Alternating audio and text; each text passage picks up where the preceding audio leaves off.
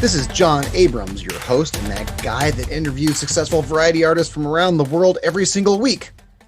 I just interviewed a couple that's revolutionizing the library market. Don't let their fun-loving, mile-a-minute, back-and-forth banter fool you. These folks know their stuff. Yes, this interview is a laugh a minute. Yes, it's crazy and goofy. And yes, I loved every minute of it. But listen carefully and you realize why these folks have been successful all these years and why their business is skyrocketing. I can't wait for you to hear this. Oh, and if you haven't already, make sure to sign your kids up for my online March magic classes. I just added Tricky Tuesdays.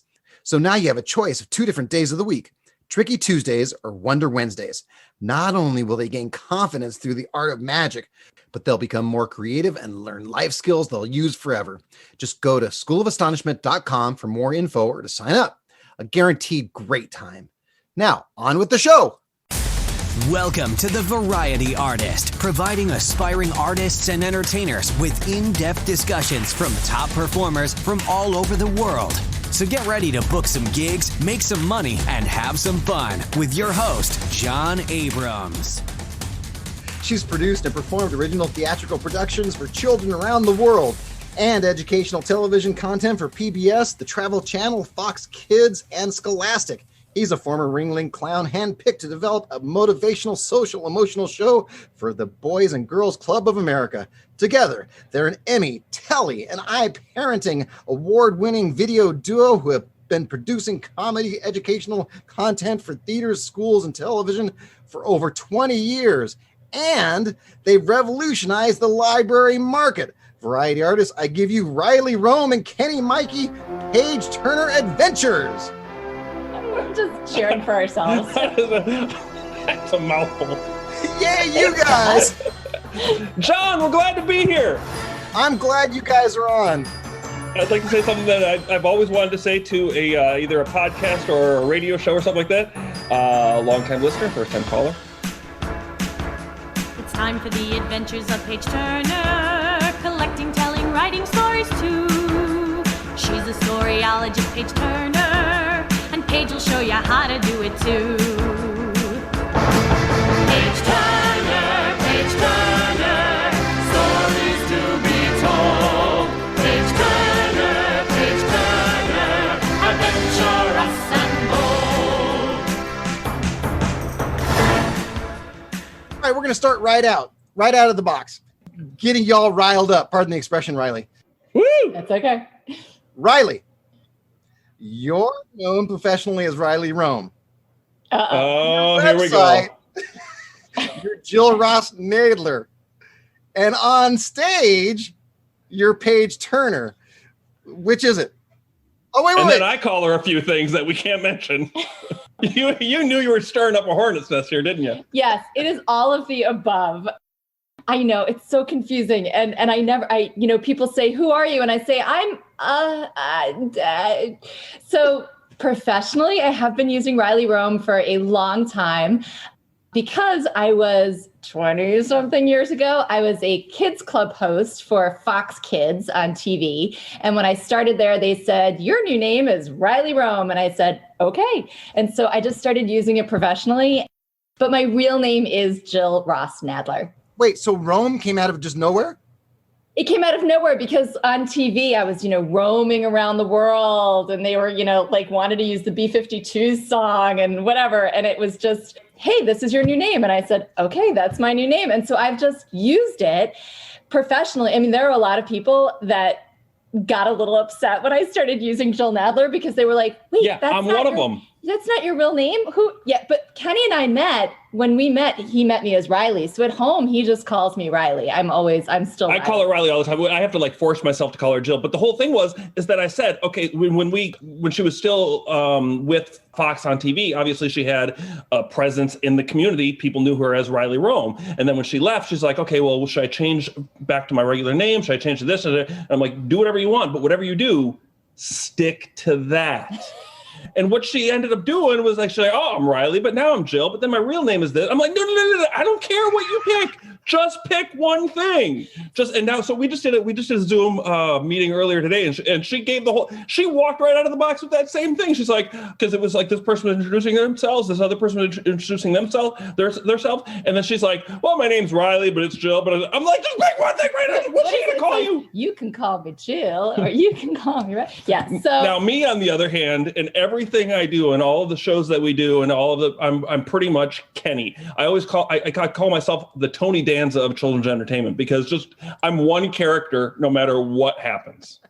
One character, two first names. So four first names: Kenny, Lee, Scott, Mikey. Is that right? Is that true? Yes. Yeah. Yes. 4 first names. So Jill. Yeah. Or Riley or what? Riley. See, there's the confusion. That is the reason I started going towards Jill again is because with publishing, I decided to go with my real name. So I thought that it was time to transition back to Jill Ross Nadler. So that is my real name, but now I'm sort of in this in-between stage. And then on stage, my character is Paige Turner. So kids know me as Paige Turner. It's very confusing. That was a very long answer to a easy question. You can tell a person's age by what they call you, right? Absolutely. Tell me about Paige Turner Adventures. Tell me about that. When did it start? How did it start? What's going on with it? It predates me. It predates I was Paige Turner before Kenny and I even met. I was doing storytelling as Paige Turner.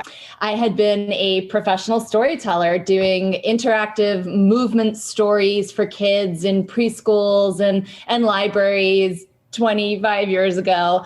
And I took on the name of Paige Turner as a storyteller. And then when Kenny and I met, we decided to develop this program, and we were like, hey, clowning and storytelling, can we combine those two things? And at first the answer was no, absolutely not. We tried, and it was a big flop.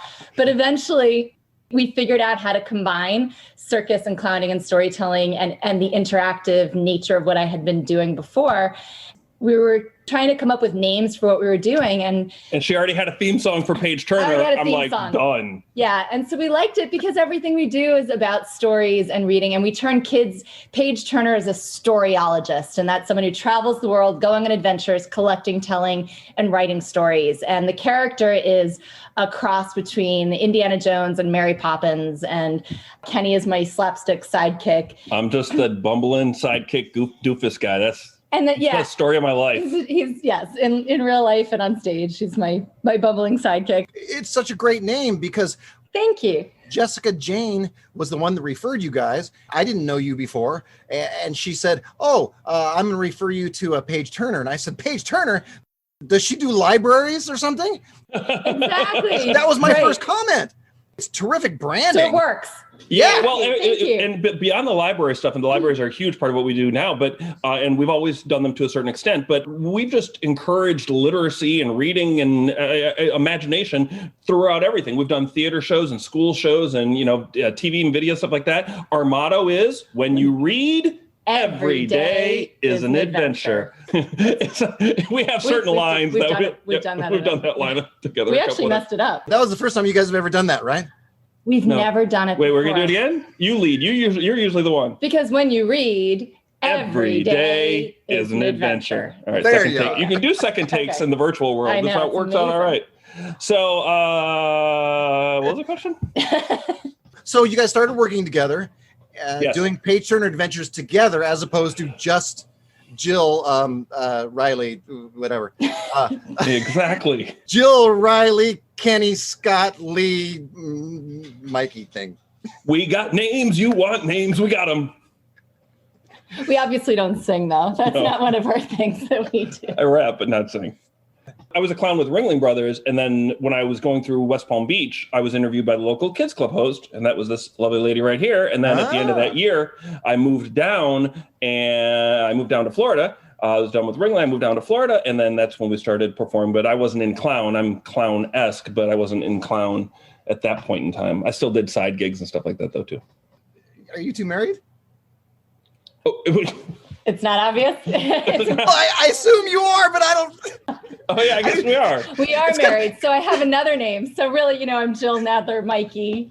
Oh, wait a minute. Now your last name is Mikey. Wait a minute. No, we didn't change it. We never changed it. I didn't change it because he spells it differently. And I was going to have to take on the fake spelling. And I said, I've got enough fake names. I don't need another fake name. Yeah, the way that the legal spelling of my last name it's wonky, but it's always been pronounced Mikey. And so I just spell it now Mikey. And I figure it's easy. I'm not going to give them the actual legal spelling because I have variety artists everywhere. I'd be like, who's the... Actually, they won't find anything. I'm going to ask now. What? The spelling of my name? It's a weird... Starts with a Z. Yeah. When it's pronounced... The Z is silent. No, it's... it's... I don't even know how to spell my name. Maicke. Okay. It's a weird combination of letters, though, that people can't wrap... It's hard to wrap your head around that combination of letters. Like, it doesn't look like Mikey. It doesn't... Whatever. So anyway. my dad gets a little upset, obviously, but he's like, oh, it's it's the wrong spelling of the name, and I'm like, it's the evolution of the name. Did you ever get introduced like this, like ladies and gentlemen, it's Kenny? All the time. Mackie, Make, McKay, yeah. Yeah. So we just go with Mikey, like Mikey likes it, and that's all good. That's cool. I was just thinking, you guys graphics. I've had, probably 100 different headshots and different promotional shots on my Facebook group. And I think you guys promotional shot got the best reaction of anybody. Oh, thank you. So tell me who does your graphics and what's that all about? Well, we're going to hook you up with a guy. Jessica Jane recommended someone. We got a guy because he's not just a photographer, but he's also a performer. And he's got his own circus. Well, the one that's there, though, is the blimp. The blimp shot was a different photographer. But the guy that we have, his name is Kirk Marsh. Do you know Kirk Marsh? No.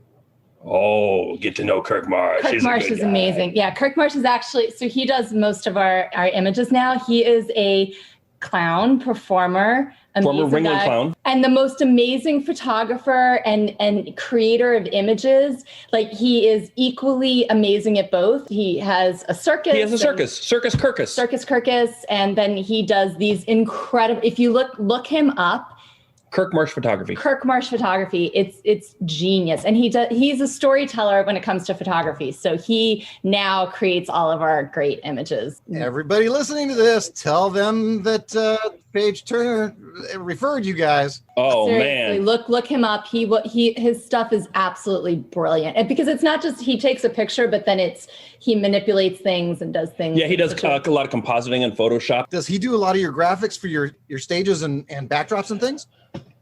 No, that we've hired other people to do graphics and images. I think it's always been important to us to just have really good images. Your stage design is fantastic because, in fact, you're known kind of for your supersized stage shows, right? Yeah. We call them supersized stories. Yeah. Yeah. So we have we have our Once Upon a Time machine, which is this big, steampunky, machine thing that we actually can go into when we're doing TV stuff. We've got just a green screen back there, but we can actually jump into it, and then digitally later I can fix it. When we're doing live, we have a big rear view projection screen back there, and so we can interact with the screen on there. And we've got a guy that oh man, he's insane. A prop builder that builds Disney quality stuff, but his prices are really, really low. We decided a long time ago, we're doing a good job. We feel like we're getting along in the theater world, and we're doing all right, but we want to increase our prices.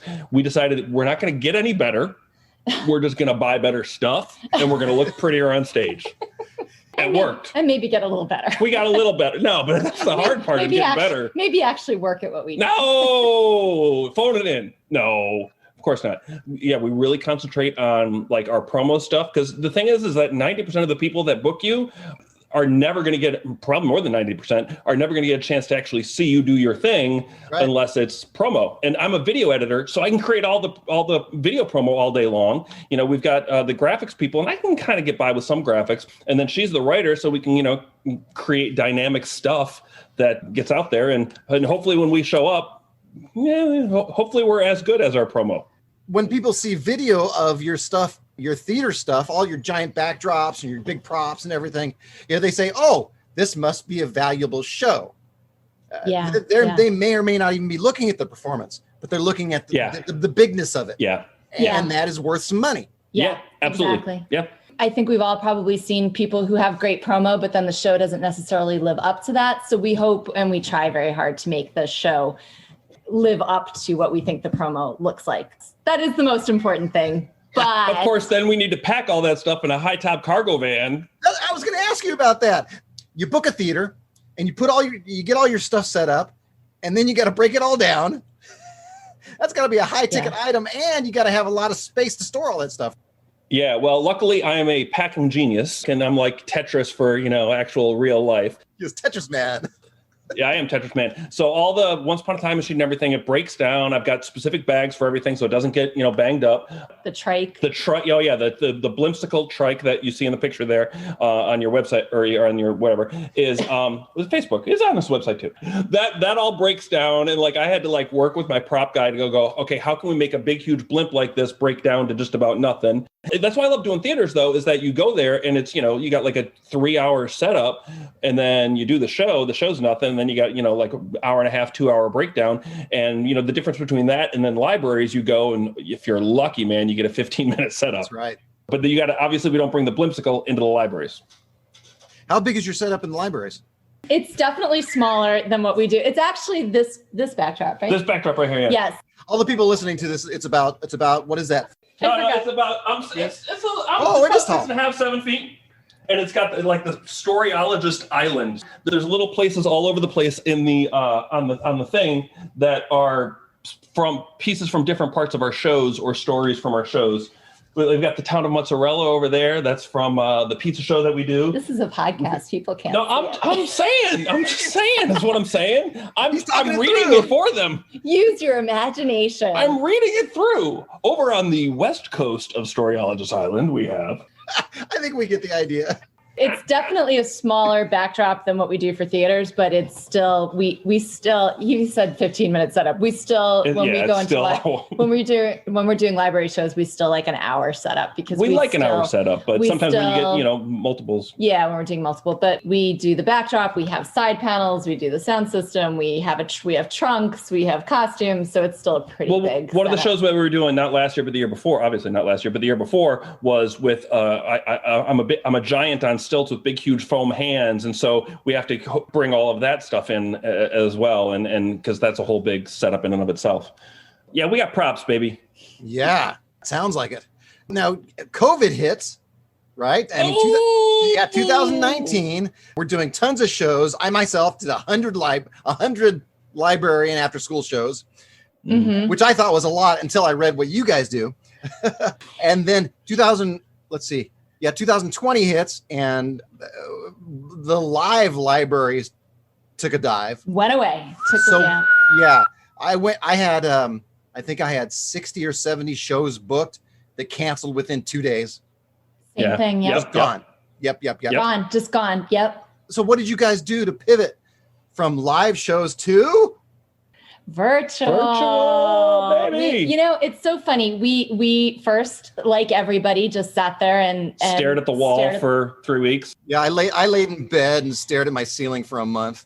I mean, it was definitely oh my goodness, what are we going to do moment. Thought it was all over. I didn't know what was going on. I didn't know. Yeah. And then we decided, since we've done the live shows for years, but while we were doing live, we've also always done video and television at the same time. So we have the equipment, we had the cameras, we had all of the stuff and the skills. And we've also worked with libraries, not just doing shows. For many years, we created and presented summer reading program workshops for librarians. So we were hired by the state of Florida, the State Library of Florida. We were hired by the State Library of Louisiana, and then a bunch of libraries in New York and Connecticut. And we created these day-long workshops for librarians with crafts and storytelling and activities and all of these things. And dance breaks and like just weird things coming up on the PowerPoint because I would create it and have fun and do whatever. But so we had a lot of, it was day-long workshops that we were actually, they had people doing it before us that were like, oh, there was, wasn't necessarily exciting. We thought of it as a day-long show. And so we just went, okay, at this point in time, they're going to be a little tired, so they need their break here. Or at this point in time, let's give them a little bit more energy. This point, it's like anyone does that in a show is doing the ebb and the flow of what the audience is going to be. And we did that with a day-long workshop. So when you say day long, do you mean 6 hours? Oh yeah. 6 or 8. Yeah, 6 or 8 hours of we would have a room with 100 librarians. We spent months before developing crafts and activities and projects and PowerPoint games and picking out music and stuff. Then we would show them, hey, here's a craft. Here's how you do it. It goes along with this book. Here's the other thing that I'm very immersed in the children's book world. I write for kids, so I'm just immersed in that world. So we were able to take that experience and develop these programs. So we did that for about 4 or 5 years, creating craft after craft and project and doing these presentations. So when we were like, oh my gosh, what are we going to do? We have to pivot. We decided rather than just taking our show and making a virtual show, we thought, libraries need content right now and they need stuff. And we have years of crafts and years of doing all of this. And we created a web series called Book Smarts and Crafts. Years ago. Yeah. That was all kinds of crafts that were related to children's books. And so we had all of this things that we thought we always got. We used to consider ourselves completely scattered with all of these different. We're doing theater, but we're doing television, video, but we're and doing they didn't really mix very well. And it's like, but you go where the money is sometimes too. So it's like, but also our passions varied between the different things that we liked. And it's like, but when we focused on the video stuff too much, then the live show stuff, went by the wayside, and vice versa. And then now we're focusing on this library thing, which was the workshop stuff, and then both of the other things kind of went by the wayside. We always felt like we were just so scattered. And then all of a sudden, when this happened, it came together in this perfect storm of live and television and crafts and storytelling. And we interview children's authors, and then all of the guests, we have guest performers, a lot of variety artists. It's the part we were born to play, baby. A lot of people that you've had on your show were people that we had as guest performers because we love performers. And we wanted to give all of these people an opportunity. And it came together, and we wound up creating last summer, it was a 10-week program, 5 days a week. But we did 4 crafts a week and 2 author visits and multiple. So we wound up doing over 100. We did about 150. 150. It was 150. Oh my goodness. Videos last summer that Kenny edited pretty much all of them. And I went insane. It was nuts. So we're doing it again this summer. I'm going to go insane again. Wait, are you doing something? You're doing new stuff this summer, or are you just adding all new? Complete. Everything is brand new for this summer. We got to go with the theme, baby. So this summer we were creating all new shows. We're writing a musical. We wrote a musical. Right. Why not? What are we thinking? Yeah, all new. We're not doing as many videos. This one is probably going to be about 40 to 50 because our biggest complaint last summer. And we're keeping them short too. We're keeping them short. The biggest complaint we had last summer was that it was too much content. We're like, all right, if that is your problem, then I'm sorry, we'll work on that. We can, and by week 8, when the librarians were like, yeah, that's enough, we're like, but we've got 2 more weeks. Okay, we'll do it. Please do less work for us. That's exactly what it was. We'll pay you the same. Because it was too much. Yep. Yeah. No, actually, we're charging a little bit more. We're charging more than we're charging more and a little bit less. We'll pay you more and you do less work. Yeah. But we learned because we just jumped in and we didn't know how to get them out there, and we, what was the best format so we learned so much, and it actually has changed our business completely. And we had 50 or 60 library shows like you booked last summer, and then we wound up having 500 virtual libraries in 27 states and Canada. This year we're hoping for more than that. So this year we're hoping to triple it. Hoping to triple it. We'll see. Here we go. Cross fingers. We're talking to states, and states now are interested in talking to us about doing it for their entire state, because librarians are exhausted and they are now expected. They're already superheroes. We think librarians and teachers are the absolute superheroes of. Yeah, me too. I've said that in so many different podcasts. And they've always been. But with everything that's going on now, they're now expected to do their jobs and also be producers and actors and editors and like, oh my God, these poor people. So if we can give them the content and say, look, here, it's plug and play. We have it. If you want to do your own thing, great. But now here's this thing. And we're trying to make it cheap enough that they can just do it and it's easy. And we give them all the promo material and everything. We give them images and videos. We do demo video, or not demo. We do short videos for each video that we're doing, even so they can put 30 seconds up on Facebook and say, "Hey everyone, don't forget to watch this later today," or whatever it is, you know. So yeah, so that's what we're doing. That's fantastic. Yeah. Now here's the deal. Here's the crazy part. The crazy part. So our Once Upon a Time machine is huge, right? Yeah. Right. Yeah, you said that earlier. So I'm just going back on what you said. All right, so our Once Upon a Time machine is huge. Our living room is not that huge. We do have a big, tall ceiling, so that works out well. So we set up our Once Upon a Time machine in our living room in order to do, and so like we created the demo for this last year and everything like that. And we're like, okay, and we were, we moved our couch to the side. We locked our cats in. No, we let our cats roam wherever they want to go. So, but we're like, okay, we're going to do this no matter what happens. We're going to talk about that at some point in time. The cats. I'm they're not man. Over here, actually. They usually don't like us doing this. So, but what we decided to do is I was like, you know what? This is garbage. Let's try and get into a theater. And so we actually called up a theater that we've had a relationship with, a local theater, beautiful historic theater we've had a relationship with for the past 20 years. We actually got married on that stage. You just, I made something up and you just said it. You don't even know this. I don't even know this. I'll play dumb later. I don't know. Okay, Yeah. Go ahead. Okay. I'm sorry. So you rented a theater and? No, that's the thing. So I called up a theater that we've had a relationship with for a long time, performed at a bunch of times, and they decided to just do a trade deal with us. They're like, okay, well, we like to, help out. Some content. They wanted content to help out, like to give to the local schools and stuff like that. And so they're like, here you go. Space. Yeah, so they let us use the space all summer long, and we did a trade deal with them with some of the content. Now we've got a different deal that they benefit a little bit more, financially, because it's now that things are starting to pick up a little bit. But we help them not only on stage. We have all of our equipment, all of our stuff, but also we built a green screen studio up there in one of their empty rooms that they had, and it's this gorgeous studio. We've got all our lighting, all our cameras, and then they can rent it out as well. And then the person who was building the green screen psych wall for us said, I got a buddy that's getting rid of his old psych wall that's 40 feet wide and 20 feet deep, and you can just have it.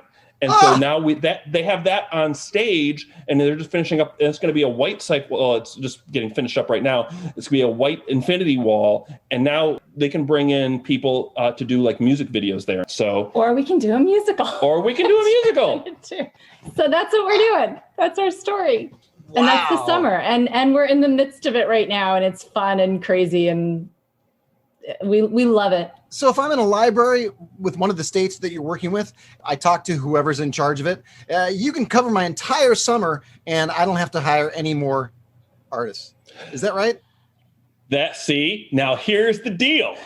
And we were trying to be yes and no. We were trying to be very cognizant about that because, as I've mentioned before, I love variety artists, and I don't want to just undercut everyone left and right. So we've got our performance things, but we're trying to keep everything really short now. And even last year when we had guest performers come in, we tried to keep it short. So it was just a taste of what their show was, and it wasn't. All of our stuff too is pre-recorded, so you're not getting a live experience at your library. It's all pre-recorded stuff. If you want a live experience, or if you want a longer show, yes, please hire one of these guys. The pricing for what this program is so crazy deadly cheap. It's like essentially the price of one or two shows, like live shows for the entire summer. So we're not blowing anyone's budget.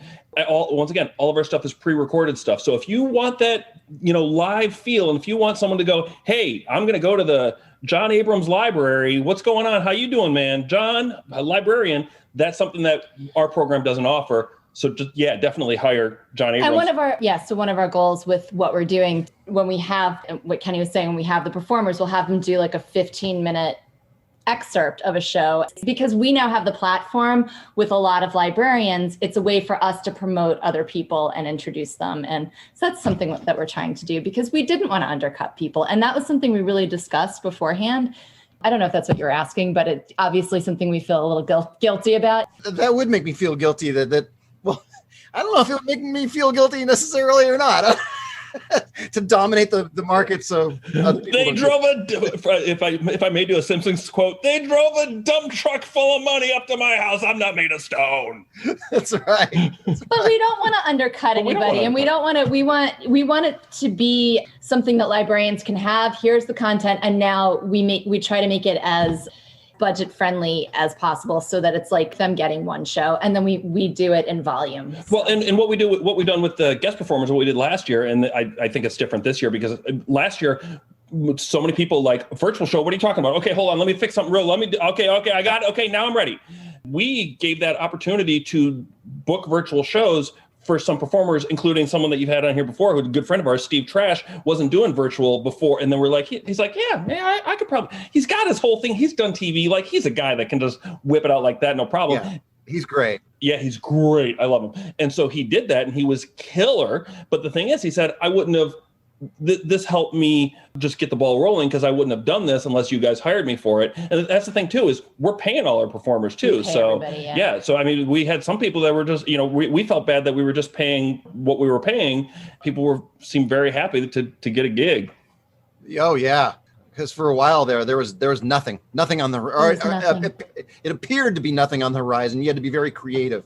Yeah, create something like you guys have. I saw a lot of other people just pivot like crazy. We got in on it too and got the craziness started. I myself am one of those that's pivoting and teaching. So now I'm teaching after school cares and hopefully summer programs, we'll see, around the United States now, as opposed to just in Southern California. Yeah, you got to reach now. I'm doing jobs now in Chicago and South Carolina and a number of places across the country, as opposed to just here. Yep. So it's pretty cool. All right, we're going to go on to fact or something John just made up. You ready for that? I love this game. Let's do this. Okay. Yeah. Is it fact? Or is it something John just made up? Here's how it works. I'm going to say a headline, and you're going to tell me whether it's true or not. And if it is true, tell me a little more about it. Side-eye. All right. Okay. If it's not true, can I tell you a little bit more about it? Sure. You can, whatever you want to do. We're storytellers. We'll just make it up. Okay. First one. Kenny and Jill once were locked in the New York Public Library overnight.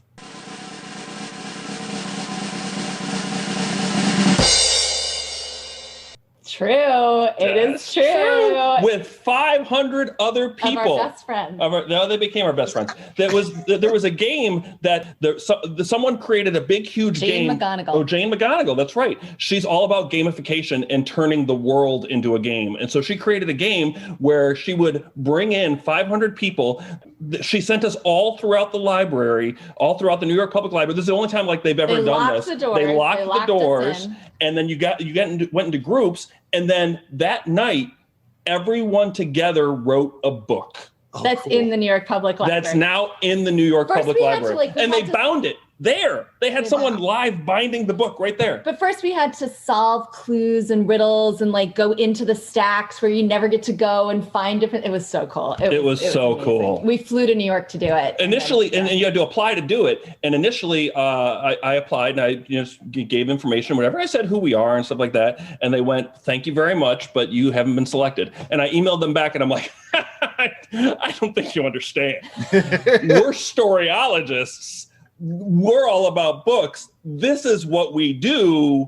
And they said, okay, they're like, all right, fine. We flew up from Florida. We flew up on whatever that day, and then flew back. And then flew back the day after that because we had a show. So yeah, we were up all night long. It was amazing. It was insane. And we wore our costumes too. And the thing is, my costume is, and if you can see in that picture, it's kind of like a brown jumpsuit thing or whatever. Yeah. I actually had some video equipment on my back, and so I had a big backpack. I'm wearing a kind of brownish, goofy jumpsuit. I've got a big camera on me that looks like it could be a photon blaster. And everyone thought I was a Ghostbuster. I was just about to bring that up. There you go. He said, everybody's like, Ghostbuster. Like, No, storyologist, but thanks. Close. All right, next one. All right, what else you got? Here we go. Kenny shook the hand of the Dalai Lama.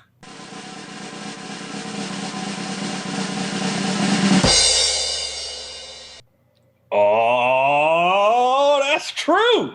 Is it true? It is true. That's true. When I was... How did you do that? The short and condensed I'll do version. the short and condensed version. Here we go. So when I was 17, I was in high school. That's which many people are. The Dalai Lama was coming to, that's in Madison, Wisconsin, where I'm from. The Dalai Lama was coming to speak at the local field house or whatever, and they were giving away tickets. And so I went to get a ticket, and all the tickets had already been given away. And I'm like, oh man, but I really, really want to see him. So I talked to my buddy who was a graphic artist, and graphic artist in those days was literally cutting everything out with razor blades. Oh, yeah. It wasn't just punch something up on a computer. He made me a press badge.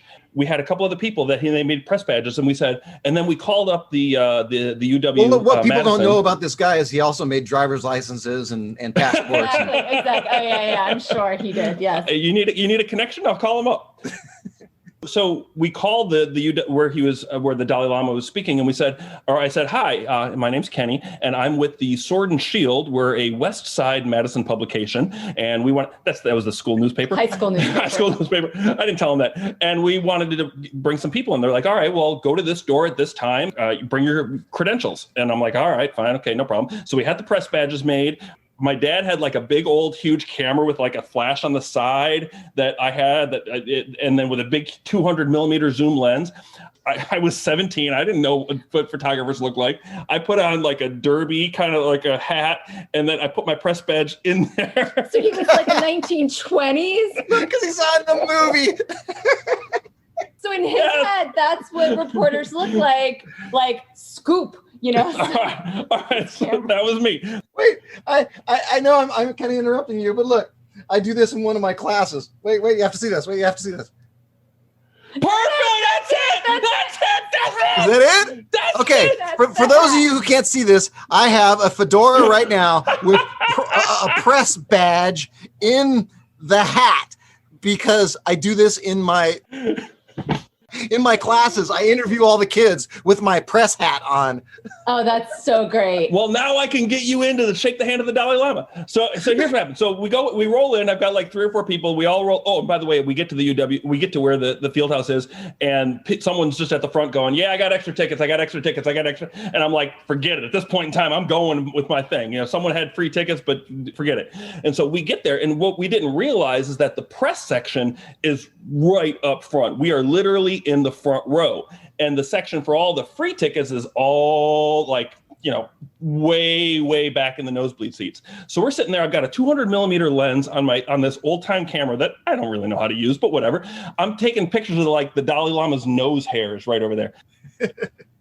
He does his whole speech. He's fantastic. He's wonderful. I'm taking pictures. Blah, blah, blah. So then it ends. He walks off the stage. He goes down to stage right, walks off the stage. And I'm like, maybe I'll go over and get a couple more pictures. Now he gets mobbed by everyone. There's just an enormous, everyone wants to talk. So enormous people. So I've got the camera in the air. I'm taking the pictures. I'm doing, I don't know, maybe I got something. And then I just kind of stand there and I'm like, and then all of a sudden the crowd parts. The Dalai Lama turns directly towards me. He starts walking towards, I'm freaking out. He's walking towards me. He puts his hand out. I put my hand out. We shake hands. He says, thank you. I said, no, thank you. And then he walked to the exit, which was right behind me, which I didn't know. But I'm like, the Dalai Lama's coming over to talk to me. Kenny's just standing there in the exit. He had to get by him. Or the bathroom, maybe. I don't know. So that's that. Yeah. All right. Here's the third one. You guys are going to laugh when you hear this. All right. Number 3, Kenny and Jill were married on stage. Okay. So Wait. Before you answer, I did make that up, but go ahead now. That's actually true. It's true. We were married on the stage of the theater that we now work out of, strangely enough. The Crest Theater at Old School Square. We were married on stage. I stage managed the wedding. He did. He stage managed the wedding. And I had a remote control for the music in my pocket. And I actually did the musical. And then also I was telling like Grandma, okay, Grandma, go. Okay. Yeah. All right. Dad, you're on deck. And Dad, go. Okay. And then finally I was the last person to walk out, but I sent everyone out too early. But I knew what the music was. So now in order to get the timing right for when the curtain went up and when she walked, downstage I had to walk really slow all the way down the aisle, but it worked out. Yes, we got married on stage. I can't believe you just made that up. Make up something else. What else could be got? true. Come on. What else?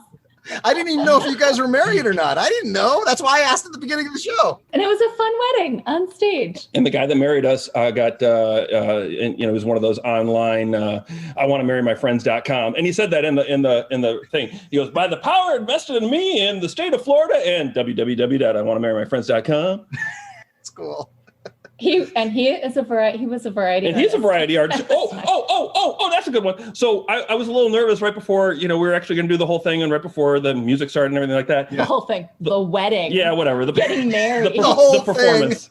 The thing, the show. It was a show. So anyway, my buddy, Thomas P., good guy, variety artist. So he's like, hold on. I got an idea. Come here. And we went up to the dressing room upstairs real quick, and we passed 7 clubs, and that actually calmed my nerves.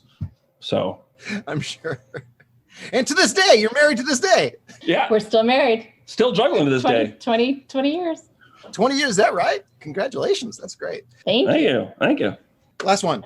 Kenny and Jill hired a pet detective to find their lost cat.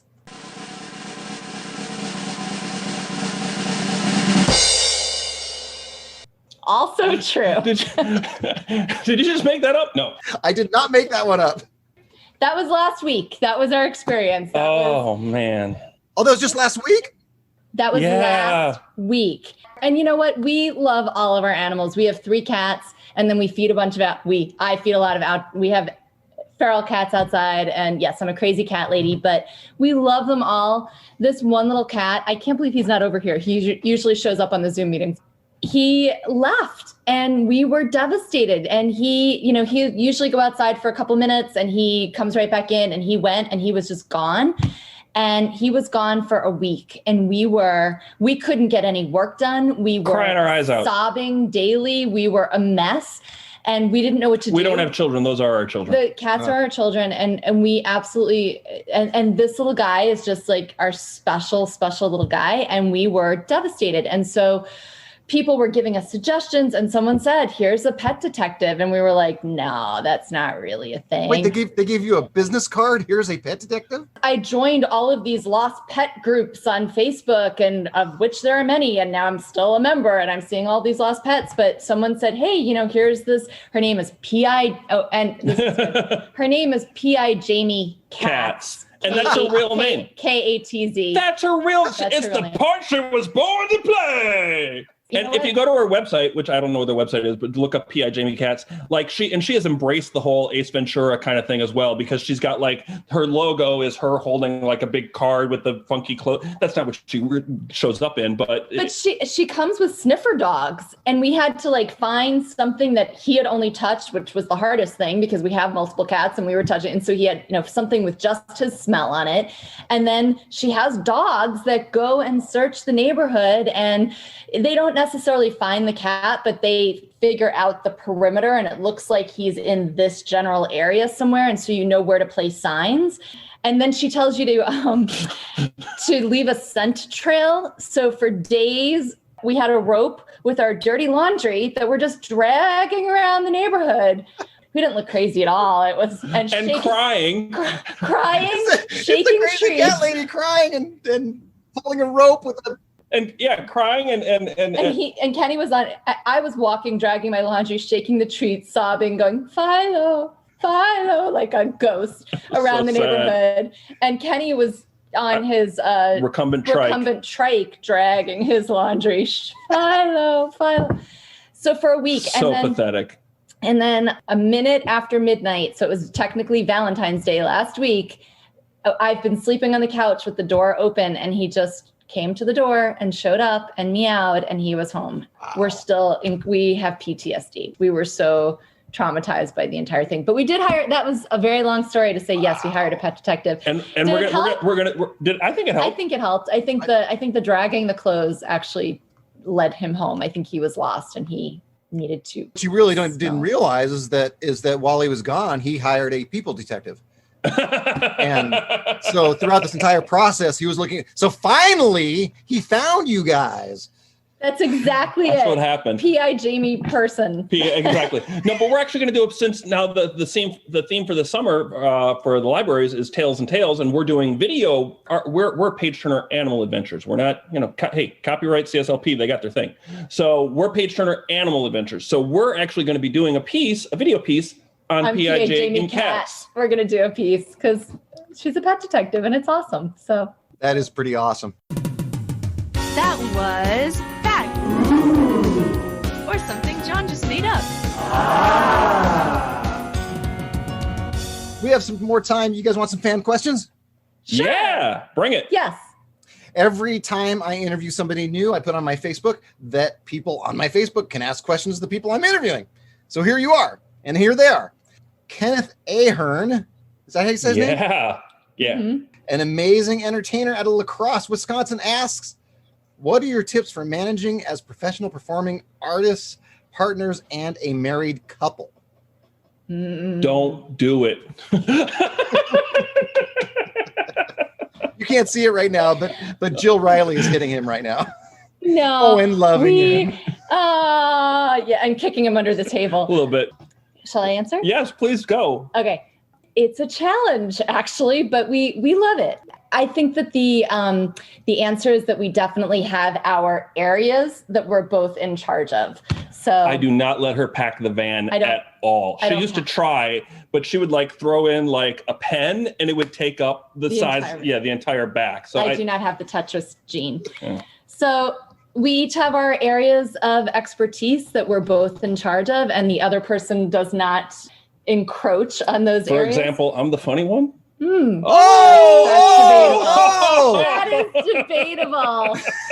I write much of his material, so true. There you go. But it's the delivery. Yeah, whatever. All right, I'll let that one lie. Yeah. No, I think it's just having our different areas of expertise and not letting the other person encroach. Stop encroaching. I'm sorry about that. Get away. Okay. Yasu Theodore Yoshida, who, by the way, I interviewed, fantastic interview for him. The Magic Story artist, he says and asks, last year when I did virtual library shows in the South, Page Turner Adventures were everywhere. I enjoyed their content. Is there any difference in creating library shows from theater shows?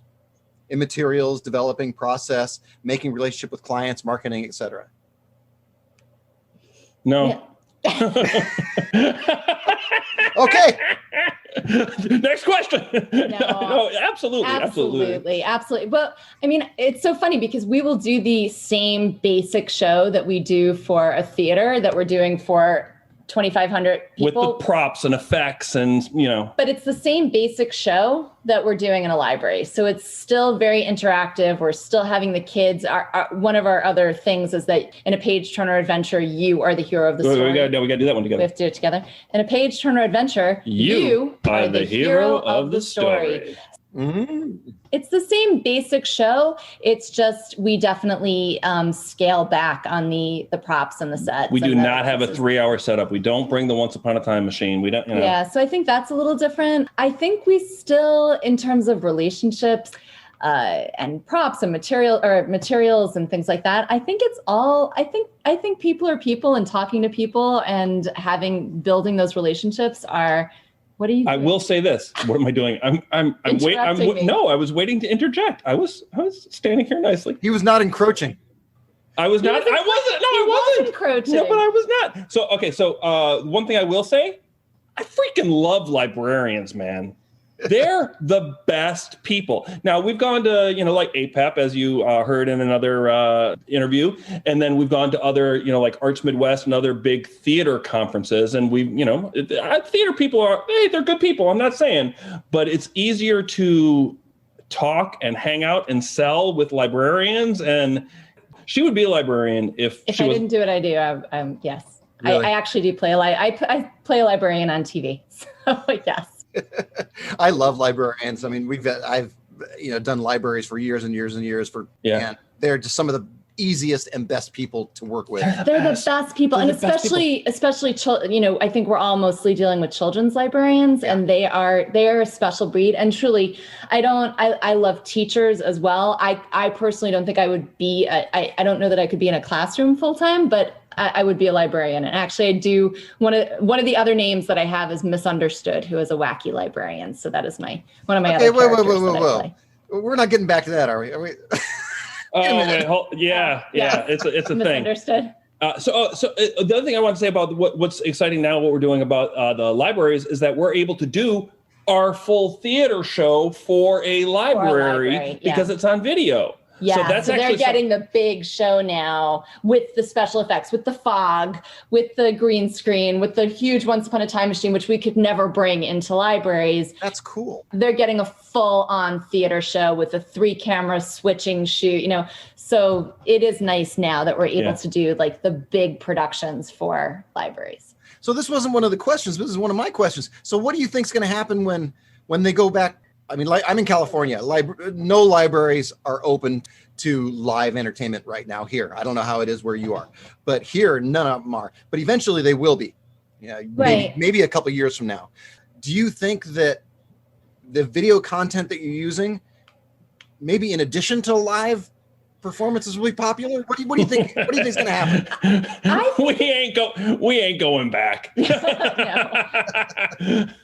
I think it's going to stay. I don't think it's going to be what it is now when they're able to do live. But I suspect that I think that the virtual is here to stay because I think that they're able to. Not every kid can get to the library for a show, and not everybody can get to every program to make a craft. And so for them to be able to reach out to kids that are at home or, not able to get to the library, but still have content and still have this interaction and still see a performance, I think it's here to stay for libraries and schools because we also do a lot of school performances. And same thing, and what a lot of my teacher friends are saying, and also librarians, is that they never really were that comfortable with the technology before.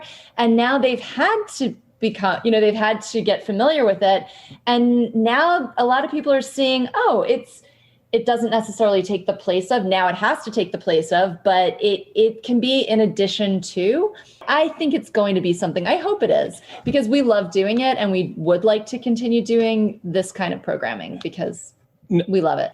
The reason I asked that, I was asked that in another, when I was being interviewed, and I had a similar answer to you. I think now that people are used to it, and even entertainers, like you said, when this whole thing first started, they're like, well, how can I make my show into a virtual show? And now that some time has gone by and we've all kind of learned how to produce shows online and make them look good and look big, it's a whole different ballgame than it was a year ago. When people go back, I think, like you're saying, there's going to be some sort of a hybrid between live and video because the video is so good now.